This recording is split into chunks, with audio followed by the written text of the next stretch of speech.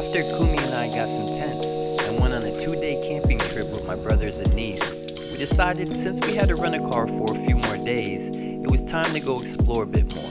Unaware of what was in store for this trip, we packed up the car, not knowing where we were even going to sleep for the night. So like and subscribe as we travel without expectations.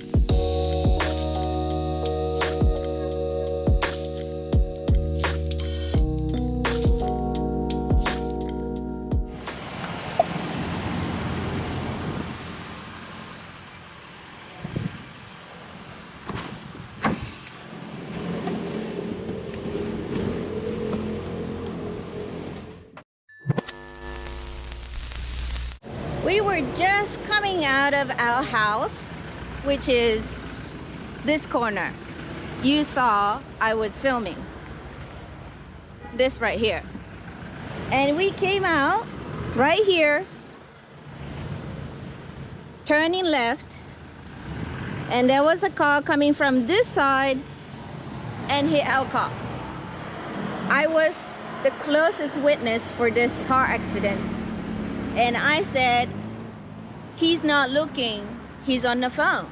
That was the last thing I said before he hit the car. And the damage is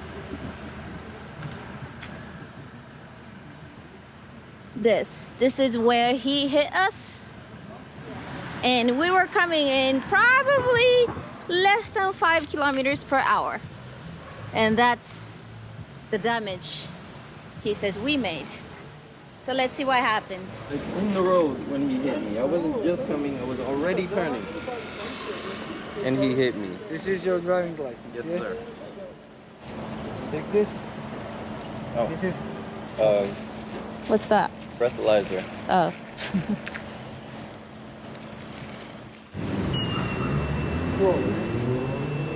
We have to do a breathalyzer.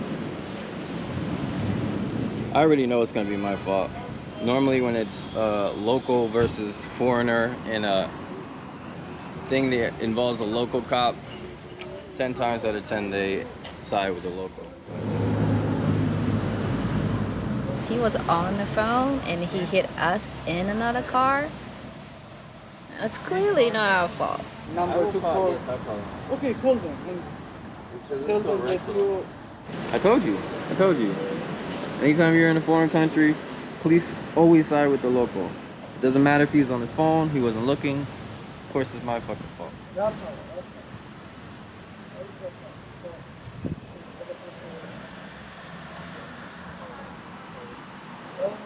So what about this whole car? You know, you hit a whole nother car. You hit me and another car, but a parked car too. Not even some other car driving. You hit me in a parked car, but it's still my fault somehow.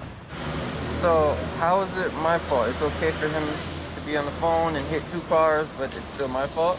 Okay, I will explain everything. If you disagree with this, it's no problem. You have 10 days to appellate this, or you have 30 days to pay this ticket penalty. So, what was your question? It doesn't matter. It doesn't matter. It doesn't matter. So you disagree with this? Of course I disagree, but okay, you have the right. Unfortunately, the case is like this. Okay, wait. We actually had plans to go and do stuff. That really knocked us back a few hours. I don't even know if we go anymore. Whatever. It is what it is. You win some, you lose some. It's already a lost cause, so no point to argue with them. Just give me the damn ticket. Give me the number to this appellation shit. Bye. Car registration and driving license. This is your passport.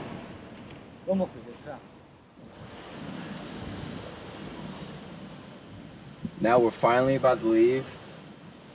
There's nowhere to park where we live, so we just parked in the spot and we thought we were okay.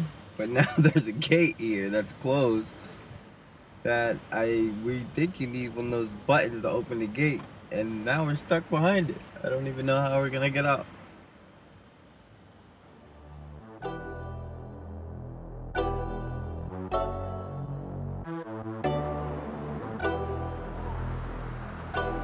We just got out of Tbilisi town and on the way to this small town that Yes. Joshua decided to go to. Yeah. I don't know much about it.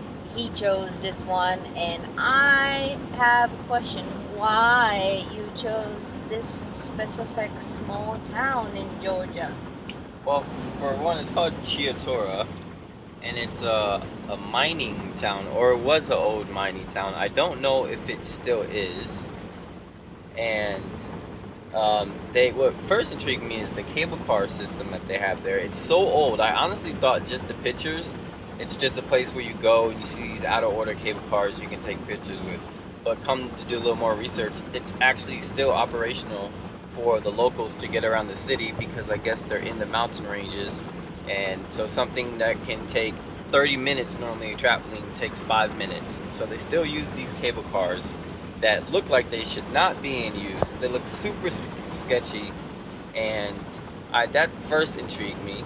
And it's a Soviet style old town. They have not done too much renovation, so it still has its Soviet architecture, and it's just an interesting spot. And it's kind of a little out of the way for us to go to this place, but man, we figured why not. You know, we've never seen anything like this.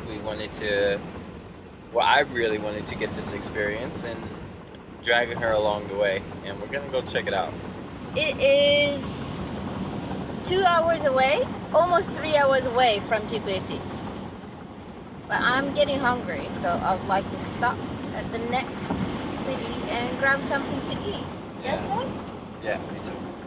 And we also haven't decided where to stay yet. No clue. We actually have zero clue where we're gonna stay. Honestly. And this place looks really like ghost town to me. It looks like this doesn't have that many options. We honestly might even end up staying in the car. Yeah. That's how ghost town this place looks. I mean, right now it is almost 6 o'clock, and we'll be probably arriving there at 8:30. So if we don't have anything, sleeping in the car, boo. maybe sleep in the car.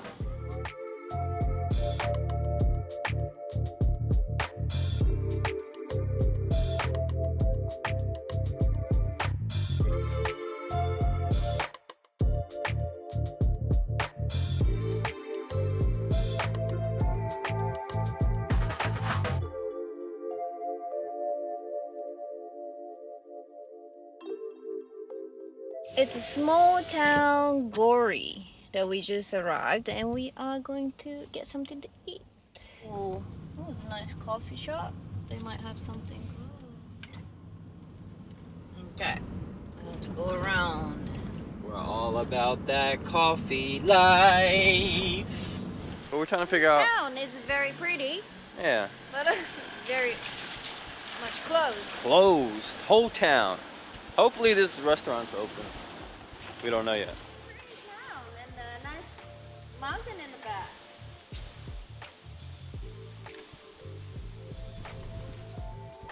There's a mountain back there, huh?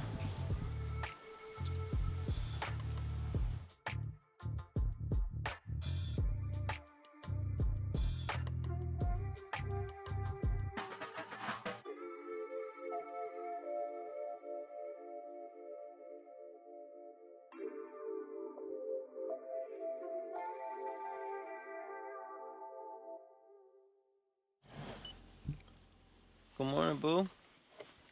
Good morning. How do you sleep? Horrible. And cold. It was so bad. So we couldn't find anywhere to sleep, and it was getting late, so we actually just ended up staying in the car. As you can see, we just like put down the seat and put up we had our tent, and so we even used some of the tent posts to hold everything up and stuff. Yeah. But it was extremely uncomfortable for the both of us, honestly. It really was horrible, huh? Yeah. Yeah, but we're up now. It's about 6:30. The clouds look beautiful. Yeah, the clouds look beautiful. That's why I kind of got up early. I wanted to go look at the sunrise from the top of the castle. Yeah, let's go to the castle. But then we're up and at 'em. Let's do it to it.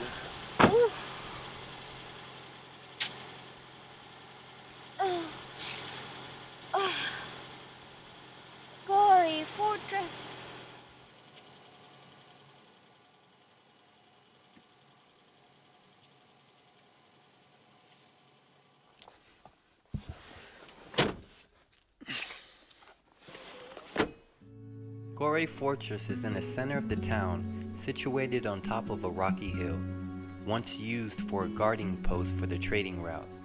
Records show the fortress goes as far back as the 13th century. Gore Fortress was significantly damaged by an earthquake in 1920, and today, you can see just the wall standing with no interior, just a reminder of the past, of Ottoman empires, Russian occupation, and an old guard tower for the once bustling trading route. We were off to a rough start yesterday, and even a rougher night of sleeping. So we're hoping today's going to be better. It is 2 hours away now. We're still in Gore. Yeah. So We're gonna head out soon. But we figured we'll start off the morning right and come to this castle and get a aerial view, 360 view of Gore. And it's beautiful. So we're gonna take it in, spend a few minutes up here because it's very windy and very cold. As you can see, this flag is on full. Very Carrying a pot. windy. So let's get a coffee somewhere. even though with all those setbacks at first, it's very important not to let anything ruin your vibe or whatever mission you're on. You just go through it and you keep on moving. So that's what we're gonna do. Hit the road. Yeah.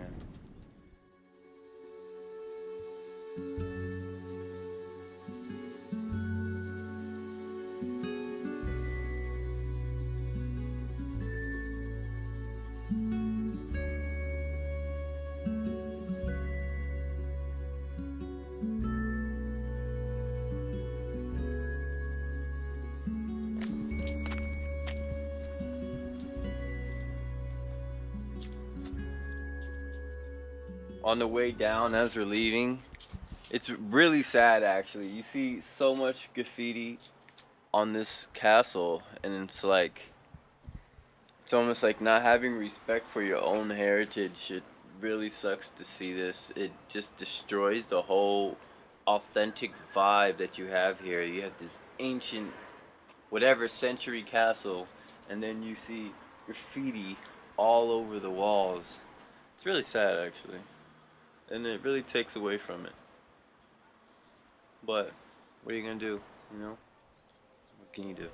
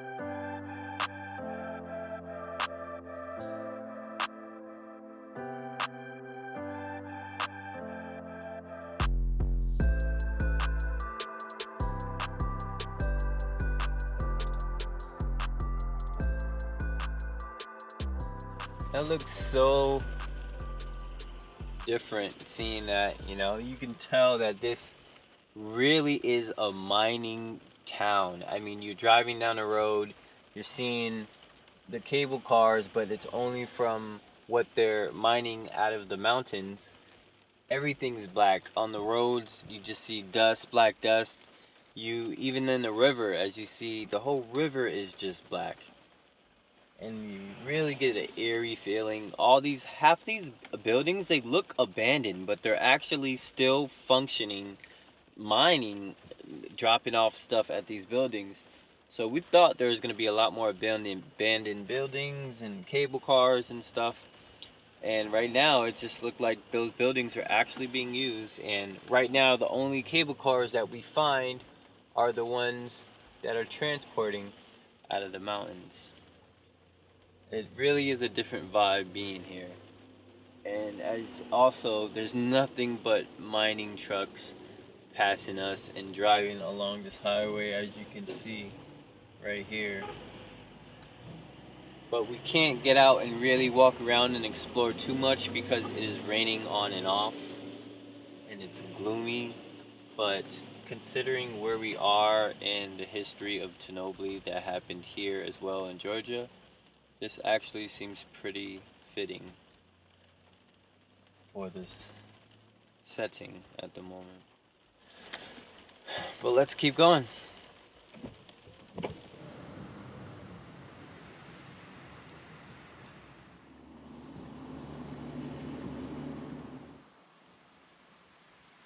So just a little more information about this town. This town was founded in the 19th century. The whole purpose of this mining town was to mine something they called manganese. And by 1914, this town is actually exporting 50% of the world's manganese. And if you can tell, this whole river is just black. And because what it is, the mineral is a black mineral that is used for a lot of things we use in our daily life. Used for alloys, to make steel stronger and more durable. It's used for batteries. It's used to reduce octane in petrol and gasoline, to make glass clear. It has many uses. But at the same time, you can see how it has taken a toll on this town, to the point where even where I'm standing, all the dirt around the grass is black. All the puddles in the streets from the rain are black. This entire river that runs through the town is black. It's hard because you know it's something we really use in our daily lives. Even things we use in our computers, on our cameras, is something we need, but also the toll on nature.